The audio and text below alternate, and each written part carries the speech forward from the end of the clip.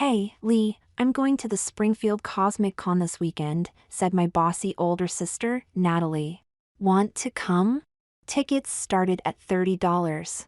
I shrugged. Can't afford it. I'll put it on the debit card, she said. Why was she being nice to me? Didn't matter, I'd take it. Really? Awesome. Natalie was 14, a year older than me. Mom and Dad had put her in charge while they were away on another of their import-export business trips to Asia. They'd be gone for the rest of our summer vacation, so they gave Natalie a debit card to pay for food and other expenses that weren't on autopay, and checked in on us regularly on Zoom. We went on Sunday, the last and cheapest day of the con. Natalie dragged me out of bed and onto the bus in time to get there early.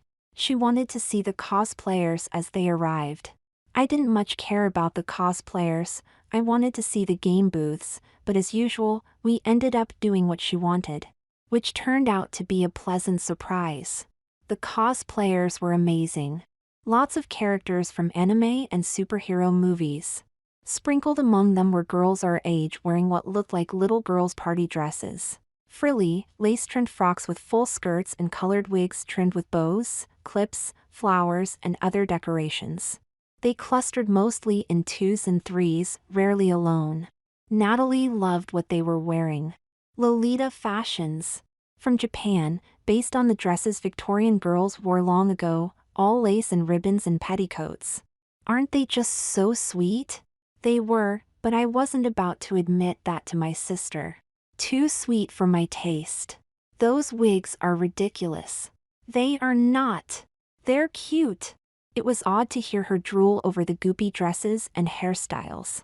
She usually dressed like most girls, in pants or leggings instead of skirts, but something about the Lolita style seemed to excite her. Something about it excited me, too. I found myself stiffening, as I did all too easily these days, at the sight of the girls decked out in frills and flounces.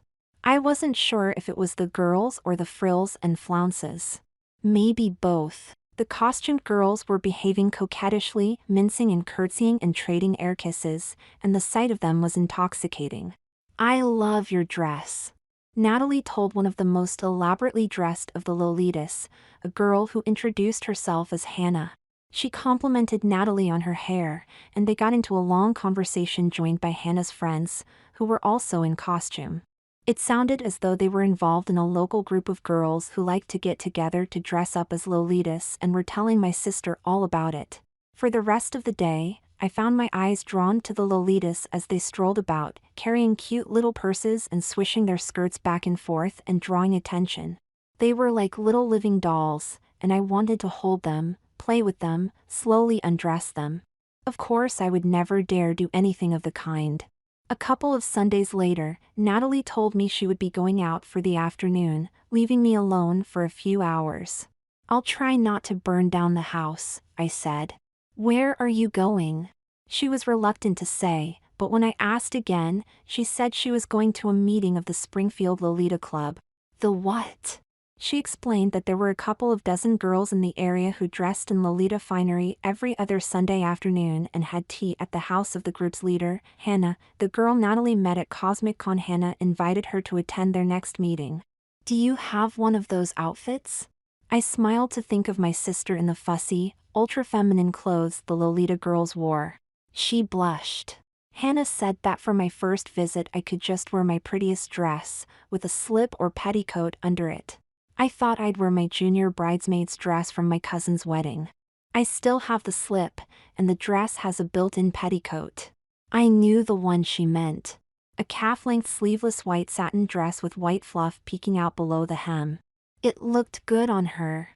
It was less than a year old and would probably still fit her, though her chest wasn't as flat as it was then. Well, have fun, I said. I kind of wished I could see the Lolita girls all dressed up, but it definitely sounded like a girls-only affair. She disappeared upstairs after lunch and emerged 2 hours later, wearing her junior bridesmaid's dress and more makeup than usual, with a big pink bow and some sparkly clips in her hair. She was catching a ride with one of the other Lolita girls, Wendy, whose mom was driving.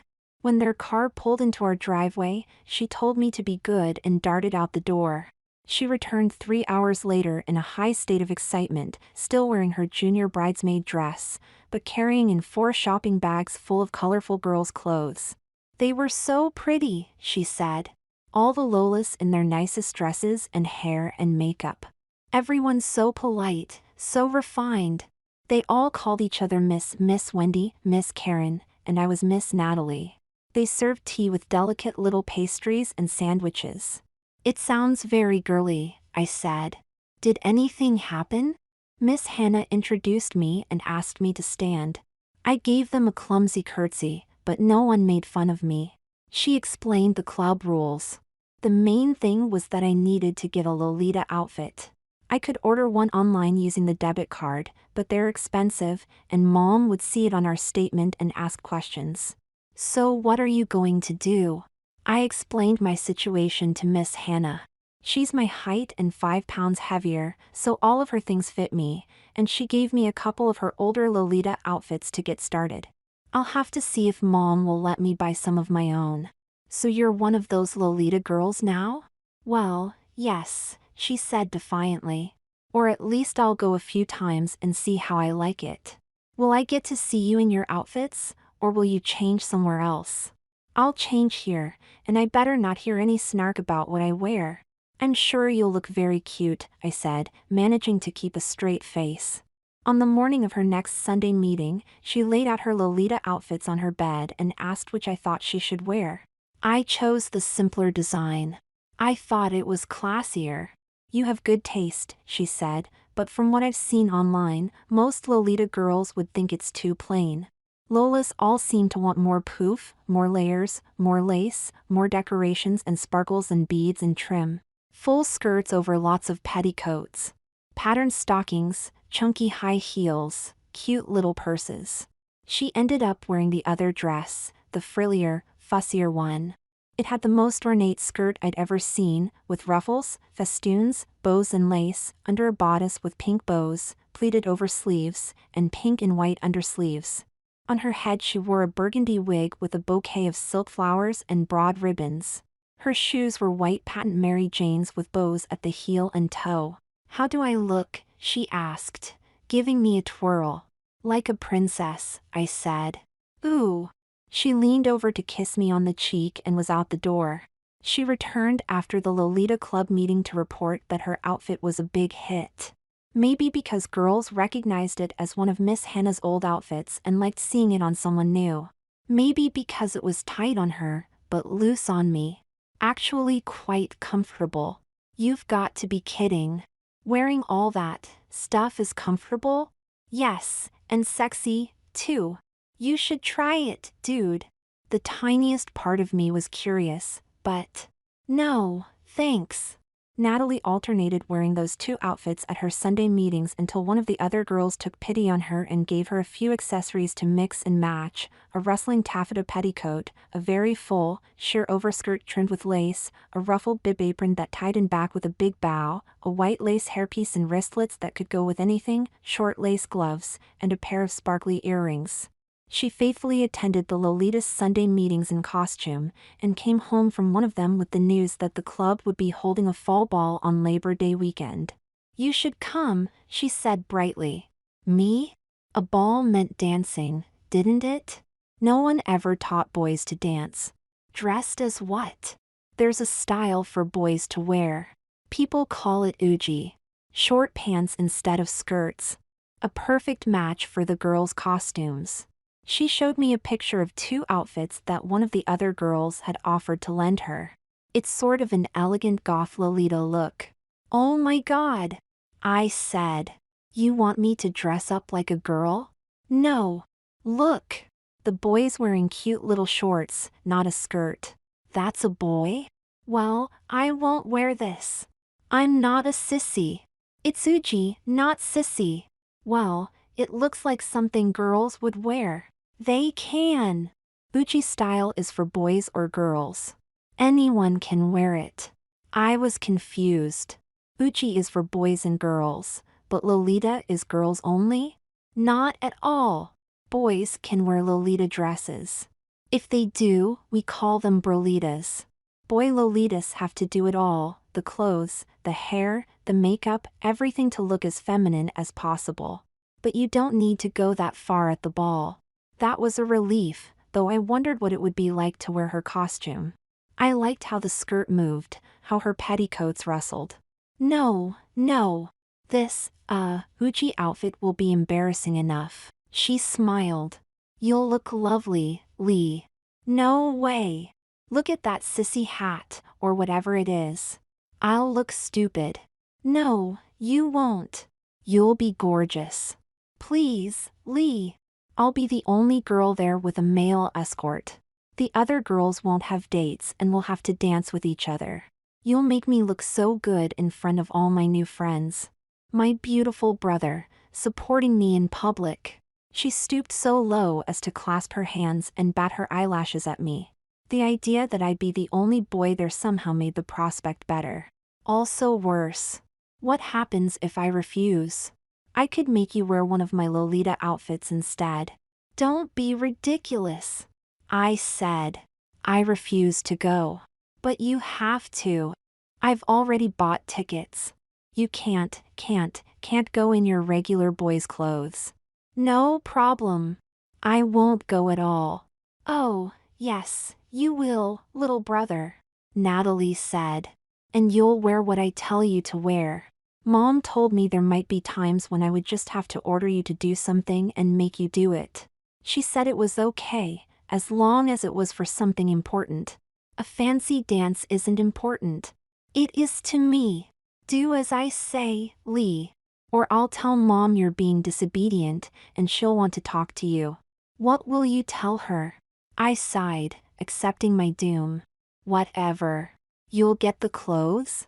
One of her big smiles. Happy too. My doom duly fell. On the day of the ball, my sister had me throw on some sweats and took me to Mom's salon, where we both had beauty treatments that included styling the wigs we would wear. Mine was a cute little silvery pixie cut with bangs across my eyebrows. Hers was red curls tumbling over her shoulders, with a big black bow on top. Lots of hairspray for both of us. They did my nails and makeup in Nuji style, subtler and less colorful than the Lolitas. Face powder, eyeliner, mascara, a touch of taupe eyeshadow, clear nail polish, and rose-colored lipstick. I cringed at the thought of how feminine I looked, but it was probably better to look like a girl than a boy in drag. When we got home from the salon, Natalie helped me into my borrowed Uji outfit. She told me I had to wear girls' underwear under it. I asked why. Because lingerie is softer and more comfortable than your ugly boxers, she said, and the rest of your outfit will fit better. She handed me a matched set of white satin panties and a bra trimmed with lace and bows. Don't worry, no one will see. I don't need a bra. Yes, you do, she said. I need to be able to give you some shape up top. She made me strip down to my boxers and sent me into the bathroom to change into the panties. When I returned, she had me put my arms through the bra straps, fastened the band behind me and, to my intense embarrassment, slipped a couple of crumpled tissues into each cup. Congratulations! You're now an A cup. I don't want to be an A cup, I said. It's better than being totally flat, she said. She helped me into the Uchi costume, starting with the mid-thigh length shorts, which had a little tab on the outside hem of each leg decorated with a big pearly button. Over the shorts went a tunic that was more like a short dress than a shirt. It had a Peter Pan collar with pleated trim and a V-shaped bib front bordered by 2 rows of ruffles in fabric and lace. Under a black ribbon tie hung a waist-length lappet bordered in tiny lace and decorated with 6 more pearly buttons. The tunic had multiple tucks above a ruffled hem, and its long sleeves ended in lace-trimmed white cuffs. Both our costumes were monochromatic. The only touches of color were our wigs, lips, and nails. Natalie fastened garters around my legs below my knees, with short straps to hold up thin black hose. On my feet went what looked like girls' shoes, tie Oxfords with delicately squared toes and 1.5-inch heels. Into my wig she pinned a lace-trimmed fascinator with a gauzy bow that hung down to the collar of the tunic, a particularly feminine touch. I look ridiculous, I said. You look gorgeous, bro, she said, touching up my lipstick. The ball was held in the multi-purpose room of the local Unitarian church, decorated with crepe paper streamers and balloons. We caught a ride with Wendy, who gaped at me and my costume when Natalie introduced me as her brother. I saw her mom check out my unmanly outfit in her rearview mirror. She smiled, but was too polite to say anything. As it turned out, the worst part of the ball wasn't my effeminate outfit. It was the fuss one of the other girls made over me, and how embarrassed I felt, and how angry she made Natalie. The girl's name was Karen. She was cute in her lacy pink and white dress with a sheer overskirt, a silk flower on her bodice with ribbons trailing down to her hemline, lacy wristlets and choker, and an elaborate hairdo with twin buns, bows, and glittery decorations. Pretty though she was, she turned out to be a Class A bitch. When she saw Natalie and me enter the room, she walked up to Natalie and said, "What is this Uchi person, a girl or a boy?" "Excuse me?" Natalie said. "You heard me. Is this a girl or a boy?" "Pardon me, but what concern is it of yours?" Natalie said. "It's everyone's concern," Karen said, "because we don't allow boys at our events." "Says who?" Natalie said. "It's in the rules. No man may attend club events." "Does this person look like a man to you?" Natalie said. "He's wearing an Uji outfit." "Girls can dress Uji style," my sister said. "What's his name?" "The name is Lee." "That doesn't tell me anything," Karen said. "Lee can be a boy's name or a girl's name. Why should it matter to you?" Natalie said. "Lee's outfit is perfectly appropriate for a Lolita event. I don't want boys at our events." Karen said. "The rule isn't no boys," my sister said. "The rule is no men's clothes. Lee is not wearing men's clothes." You can imagine how embarrassed I was at this point. I was wearing what I considered extremely girlish clothing, starting with my undies. Natalie and Karen were arguing about whether I was a boy or a girl, and I didn't want to say a word, for fear of revealing my true sex if my voice cracked, as it did regularly these days. The exchange drew the attention of Hannah, the club leader, who approached us, looking elegant in a knee-length pale green dress sprinkled with pink roses, whose elbow-length sleeves ended in bout-rimmed ruffles. The dress opened in front to reveal a pale yellow ruffled petticoat. A pale pink bow decorated her neckline, and silk flowers decorated a choker and her perfectly coiffed fall. "What's the problem, ladies?" she asked. Karen got the first word in, and Natalie got the last. I was a pervert who just wanted to see club members in their underwear. I was a beautiful, sensitive boy willing to explore his feminine side. "You're Lee?" asked Hannah. My throat was dry. "Yes, Miss Hannah." "Are you really a boy? You don't look terribly masculine." Her words stung. In this outfit, I could easily be mistaken for a girl. "Yes, Mississippi. I'm a boy." "See?" Karen snapped. "I told you." Hannah drew herself up. "I'm sorry, Miss Karen, but I'm afraid I have to agree with Miss Natalie. The rule actually says no person dressed as a man may attend. Lee is not dressed as a man. He looks as pretty as a girl in a lovely Uji outfit that any of us could wear. I'm tempted. Imagine not having to deal with petticoats. Under his outfit, he's wearing white satin panties and a bra," Miss Hannah, Natalie said. "Very good. He is appropriately attired and is welcome to the ball as Miss Natalie's escort. We won't discuss it further tonight. If you disagree, Miss Karen, feel free to bring it up at the next club meeting." "I might do just that," Karen said, and flounced off. She avoided Natalie and me for the rest of the evening, which was fine with me. Natalie wanted to confront her and continue the argument, but I talked her out of it. I didn't want to be the subject of gossip. To my relief, I had no similar problems with any of the other club members. Natalie introduced me as Lee without mentioning my sex, and other girls didn't bring it up. In the telepathic way that girls seem to have, they all instantly knew I was Natalie's brother. Many of them complimented us on our matching outfits, especially mine, and more than a few told Natalie that she was so lucky to have an escort for the ball. Natalie insisted on staying until the DJ played The Last Dance, a slow song. We just swayed back and forth, keeping a chaste inch or two between us. I felt weird dancing with my sister, and was relieved when the song ended. As girls said goodbye and started leaving, Hannah approached Natalie and spoke quietly into her ear, too softly for me to hear. Natalie glanced at me and whispered back, "Were they talking about me?" I found out at home, after Wendy's mom dropped us off. Natalie cornered me in my bedroom before I could undress. "Hannah asked me to bring you to the next Lolita Club meeting," she told me. Yikes! In this outfit? I asked, spreading the hem of my tunic as if to curtsy. "No," she said. "Actually, she wants you to come as a Brolita. As a boy in a Lolita dress." "A dress? Like what you're wearing?" I said, shocked. "Oh no, something more colorful," she said. "More girly girl." "You've got to be kidding. I don't want to wear one of those dresses. The ball was embarrassing enough." "Don't be silly," she said. "The girls loved you, everyone but Karen. I want Hannah to invite you to join the club. As a Brolita. If I have to dress as a girl, I don't know that I want to be in the club." "Of course you do. You'll get to wear the prettiest clothes and learn how to be a girl. You'll love it.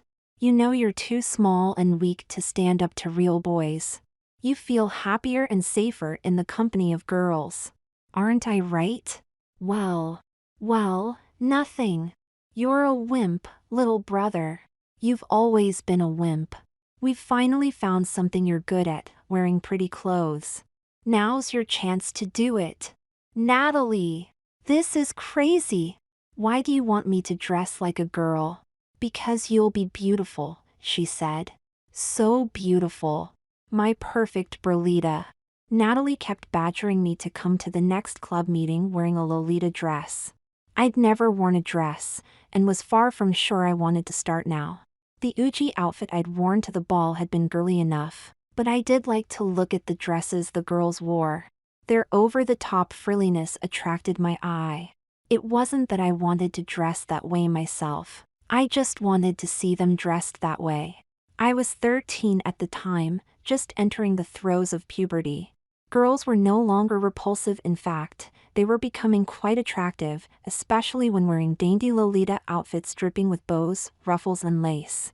I refused, partly out of a sense of male duty. I knew how pretty I'd been as a Uji boy. Exchange my tunic and shorts for a dress and petticoats, and I'd be even prettier. I didn't want to be prettier. Did I? Boys weren't supposed to wear dresses or be pretty. It took my sister 2 days to convince me to let her dress and make me up as a Brolita. Just once, to see how it felt. At home. No photos. No one would ever know. She dressed me in her underwear again, the same bra and panty set I'd worn to the ball, and one of the Lolita dresses she'd inherited from Hannah. Under the dress I wore a frilly chemise, with ruffles at the neckline and puffy, lace-trimmed sleeves. Over the chemise I wore a white jumper dress with a bodice laced up in front with blue ribbon and straps over my shoulders. The full skirt was printed with blue ribbons and pink roses, similar to the dress that Natalie was wearing. "You're so pretty. Let's go outside so I can see you in the sun." "No. Someone will see me." "Silly. Our yard is totally private." "See," she said, as she settled a white bow in the center of my wig. "You're totally cute as a girl. No one would think you're a boy. I can't call you Lee any longer. I'm going to give you a new name. Risa." "What does Risa mean?" I asked. "It's a common Japanese girl's name with several meanings. A flower in your parents' home, or something like that. In English, I call you Lisa instead of Lee, so in Japanese, Risa. A pretty name for my pretty Brolita. You do see how pretty you are in that dress, don't you? Certainly pretty enough to come to a Lolita Club meeting." She was right. It shamed me to admit it, but in a dress and makeup, I was cute even by Lolita standards. I looked a lot like my sister, though she had longer hair and moved more femininely than I did. She was so happy about how I looked that I reluctantly posed for one photo. She promptly threatened to send it to my friends if I didn't agree to attend a club meeting as a brolita in a dress. I accused her of blackmail. She just smiled. Girls were treacherous.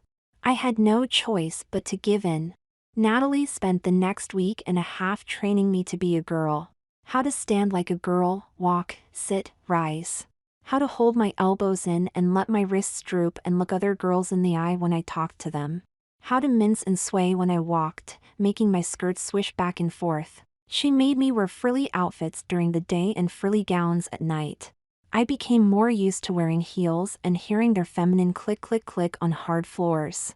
The day before the next Lolita Club meeting, Natalie borrowed a complete Lolita outfit from one of the other club members, maybe from Hannah herself. She was my size, and made me try it on to make sure it fit. It did. She loved me in it. I thought it was awfully girly, not that my opinion mattered. On the morning of the club meeting, she depilate, bathed, moisturized and powdered me. She handed me panties, a bra, and white tights with clock patterns. Over this I wore a full slip and 3 tulle petticoats. The bodice of my blue cotton dress was trimmed with lace and had elbow-length pointed sleeves with puffy white undersleeves. Tiny velvet buttons marched down the dress from the neckline to the ruffles of the skirt. Cinched by a dainty self sash, the full skirt had 3 tiers. The second tier was figured with lace and diamond patterns, and the ruffled third tier had wispy petticoats peeking out from under it. With the dress I wore matching blue satin T-strap pumps, delicate lace gloves, and a wig that fell in curls to my waist, topped by a white straw bonnet with a blue bow and neatly trimmed bangs. When I saw myself in the mirror, I was shocked by how feminine I looked. We met at the Unitarian Church again. I demurely followed behind Natalie, but the other girls spotted me at once and demanded to know who I was. "This is Miss Risa," Natalie said. "My visiting cousin. Isn't her dress pretty?" "Very pretty," Hannah said. "I don't care how pretty the dress is," Karen said. "I don't think that's your cousin. In fact, I don't think it's a girl." "What do you mean?" Natalie said. "I recognize his face, even in a wig." "That's your brother Lee, isn't it?" Club members turned to stare at me. Some drew closer and gasped. I was embarrassed, anxious, even a little scared. "That's no girl," Karen said. "It's a boy." I wished I could disappear. Natalie saw how upset I was and came to my rescue. "Miss Risa is no ordinary boy. She's a brolita. She is properly dressed in every respect." I raised my skirts, bowed my head, and dipped low to the real girls, just as Natalie had taught me. I rose and delicately smoothed my skirts over my petticoats. "He's a boy, trying to sneak into the club by wearing a dress," Karen cried. "We don't allow boys to join the club. Natalie's breaking the rules." "No, I'm not," Natalie said.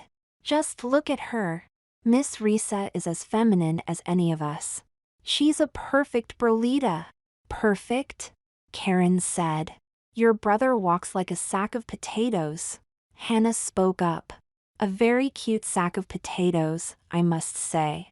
"Lee, or Miss Risa, what do you have to say for yourself?" I had a moment of terror before remembering that Hannah was on my side, sort of. At least I hoped so. I curtsied and said what Natalie had coached me to say. "It's true I was born a boy, Miss Hannah, but wearing a Lolita outfit makes me feel like a pretty girl, and I love that feeling. I want to be a brolita. I hope the Springfield Lolita Club will let me join, even though I'm not a real girl." "Thank you." I curtsied again. "He admits it himself," Karen said. "He's a boy, not a girl. Do we want boys in our club?" A few voices replied, "No." Karen raised her voice. "Do we want boys joining the club just so they can watch us get dressed and undressed?" More voices said, "No." Too many voices for comfort. I was scared now. Why was Karen trying to turn the group against me? Was it just because I was a boy? "Excuse me." Hannah's voice cut through the hubbub. "May I make a suggestion?" The girls became quiet, or at least quieter. We have disagreement on whether a candidate is feminine enough to join the club, our leader said. Let's have an official cuteness contest. Miss Karen versus Miss Risa. We can do it right now. If Miss Risa wins, she can join the club as a brolita. Right now? Karen asked. Why not? You're both my size. Go choose 3 dresses from my closet and model them for us, one at a time. The club will decide who looks cuter in each dress. Best of 3 wins. A cuteness contest? Whatever it was, I was doomed. As a boy, how could I possibly beat a real girl? Karen was a bitch, but she was also a babe. Hannah led Karen and me into her bedroom. An entire wall was filled with clothing racks and an armoire holding dozens of Lolita outfits and accessories. Ladies, choose your first outfit. I chose a dress similar to the one Hannah was wearing, a cotton print in soft pink and cream.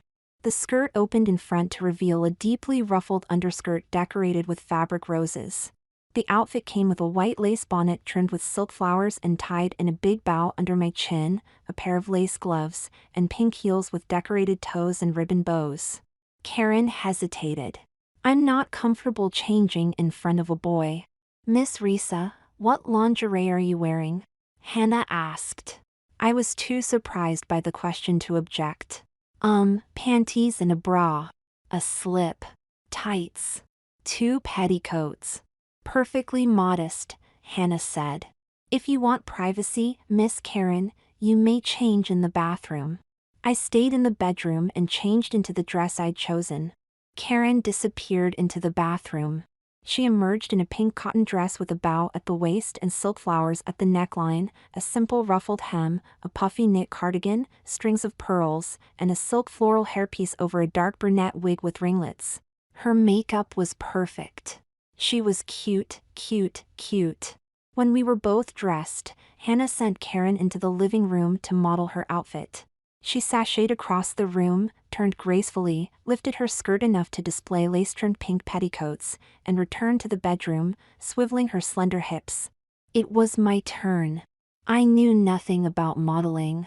I recalled Natalie's lessons on how to walk in heels and stepped delicately into the living room. Every eye was on me. I had to remember to breathe. Unsure what else to do, I made 3 curtsies to all sides of the room. I turned slowly in my outfit, and then quickly enough to make my skirts bell out. I curtsied again and walked back to the bedroom. Hannah, Karen, and I returned to the main room. Round 1. Hannah said. Who was cuter, Miss Karen or Miss Risa? Let's hear applause for Miss Karen. It was loud. Let's hear applause for Miss Risa. Not as loud. Miss Karen wins round 1. Ladies, please change for round 2. How silly of me, to think a boy could compete with a real girl in a cuteness contest. I returned to Hannah's bedroom. Feeling anything but optimistic, I undressed, redid my makeup to emphasize my eyes, and changed into my second outfit. I chose a pale gold dress with 4 layers of skirts visible on top of my petticoats, long diaphanous sleeves, a confection of silk flowers and pearls in my ringlet wig, and more makeup. Karen selected a silver dress with just as many layers of skirts, a garish decoration of pearls and bows, and a rather plain fascinator with silver flowers on the brim. Karen did her runway strut again. When it was my turn, I crossed the room in as ladylike fashion as I could and, instead of curtsying to everyone this time, I lifted my skirts, flung them upwards and spun around as they floated back around my legs. I stopped on my way out of the room, spun around again, curtsied, and returned to the bedroom. The 3 of us returned to the living room. Round 2. Who was cuter, Miss Karen or Miss Risa? Let's hear applause for Miss Karen. It was loud. Let's hear applause for Miss Risa. It was louder. Oh! I caught my breath. Miss Risa wins round 2. I was astonished. Karen was not pleased. I don't believe it. Look at him. His hair's a mess. He's showing bare legs. A tie after 2 rounds. Hannah announced. Ladies, please change into your final outfits. Karen and I returned to the bedroom.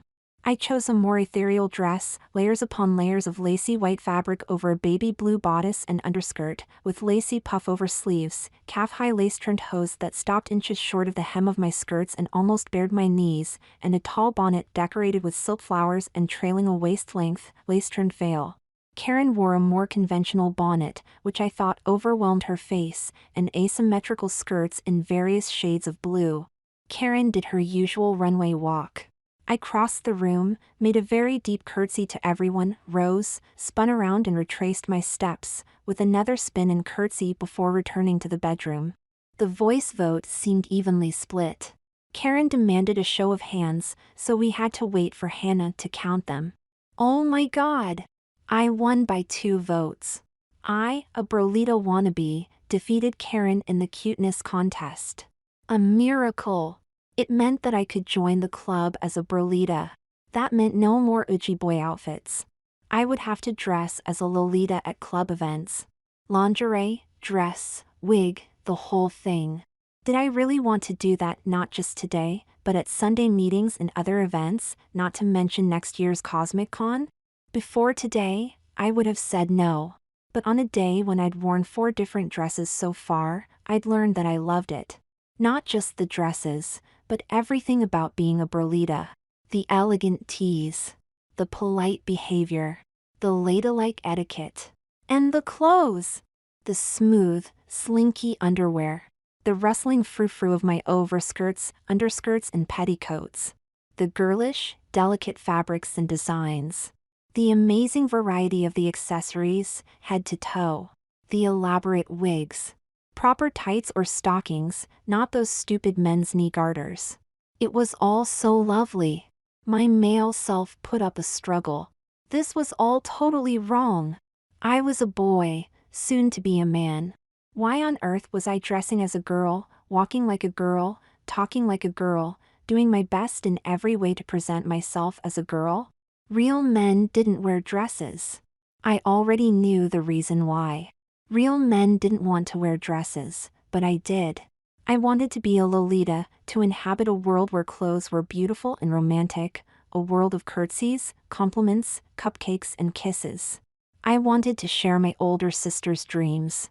I was her little sister now, taking my first steps down the path of femininity, and I wanted her to help me find my way. Not fair. Karen's cry startled me. Everyone looked at her. She pointed at me, and heads swiveled in my direction. What now? Miss Hannah wanted him to win. Karen shrieked. She didn't even count hands for the second round. I was definitely prettier than that boy in a dress. I should have won round 2. I should have won. Miss Risa clearly won the voice vote in round 2, Hannah said. We didn't need to count. You didn't object then, Miss Karen. You keep calling him Miss. Karen said. He's not a miss. He's not even a member of the club. Why are you on his side? I said that if he won the cuteness contest, he could join the club as a Brolita. He won, so I look forward to having our first Brolita member. Miss Karen, you are out of order. I am not. Karen cried. You're the one who's out of order, favoring this ugly boy over me. She walked up to me. You're no Brolita. You're just an ugly sissy. She slapped me across the face, hard. Taken by surprise, I fell backwards and landed on my bottom in a heap of skirts. A couple of girls screamed. My petticoats protected my posterior, but my skirts rode up in front almost far enough to expose my panties. I lay on the ground in shock. Became aware of Karen looming over me. Became aware of my near immodesty. Pushed my skirts down. Realized I was crying. Miss Karen, don't you dare touch her, Hannah said. I came to my senses and scrambled away from Karen before she could hit me again. I felt completely humiliated. I'd just been knocked down by a girl, and now I was afraid to defend myself, afraid she'd beat me. Hannah's voice. Miss Karen, you will apologize to Miss Risa immediately, or you will leave the meeting. Natalie helped me to my feet. Oh, Miss Risa, you're going to have a nasty bruise. My face stung, but not badly. I wondered if my sister was overreacting on purpose to make Karen look bad. Miss Karen? Hannah's voice was stern. Karen made me the tiniest possible curtsy, stared off into space and said, "Sorry I knocked you on your ass, Lee." "Politely, please, and use her Berlita name," Hannah said. Karen scowled. "Miss Risa, I'm..." She stamped her foot and flung up her hands very prettily, I thought. "No, I'm not sorry. I don't want boys in this club. Boys are the worst. They spoil everything. They're nasty and loud and aggressive." "Aggressive?" Natalie said. "You just hit him. I don't want to be part of a club that admits boys. I don't want boys ogling me in my underwear," Karen said. "I quit. I'm out of here." Hannah looked alarmed. "Miss Karen, please calm down.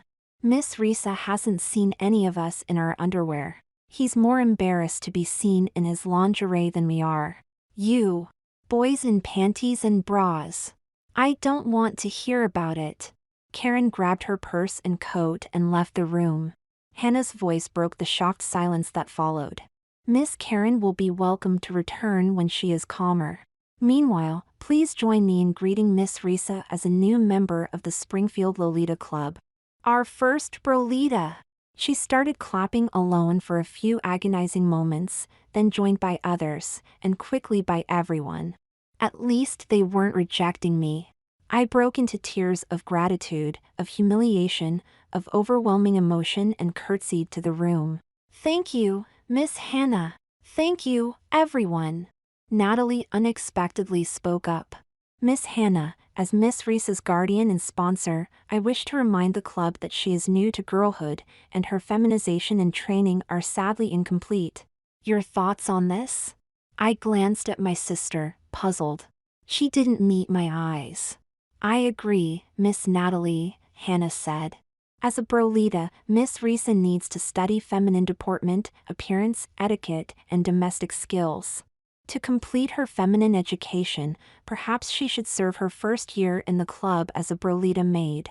She wanted me to be a maid? "Excellent suggestion, Miss Hannah," my sister said before I could respond. "I'm sure Miss Risa will be happy to serve as a Brolita maid. She can help prepare, serve, and clean up after our Sunday teas and other club events, and provide other services as requested by club members. Of course, she'll be expected to dress as a maid and adopt an obedient, subservient manner. I'll be happy to train her." I saw it now. My sister was jealous of me and meant to keep me under her thumb. I did not look forward to having her train me in girly skills. Was there any way I could say no? Not if I wanted to be a Brolita. She already ruled my life anyway, how much worse could it get? "Thank you, Miss Natalie. Do you agree, Miss Risa?" Hannah asked. "Will you join the club and serve as a Brolita maid while we complete your feminine training?" Oh my God. I pictured myself in a black satin maid's uniform trimmed with white lace and a ruffled white apron and cap, curtsying and serving tea to the girls at meetings, and undergoing girl training by Natalie at home. I should have been horrified. Instead, I stiffened inside my panties. Help! What was wrong with me? Did I really want to live as a girl? Why had I agreed to every step of my gradual feminization? To find friends? To seek approval? To obey my sister? Because the outfits were fun and pretty and sexy to wear? Maybe all of the above. All I knew was that the desire now awakened in me would be difficult or impossible to suppress. What would Natalie and I do when our parents returned? I didn't know. Would she tell them about her Lolita life? Would she tell them about me? Could I possibly try to hide it? If I wanted to dress as a girl regularly, I should confess all to Mom and hope that she would handle Dad. And then what? Would I dress as a girl only for club events? I could see Natalie training me to become the family maid, doing all the housework. With their hectic schedules, our parents might not mind having an unmanly son provide domestic service. I wondered if I would have to become a girl at school as well as at home. All to be a Brolita? I made my decision, and would have to live with the consequences. Feeling equally embarrassed and aroused, I curtsied to Hannah.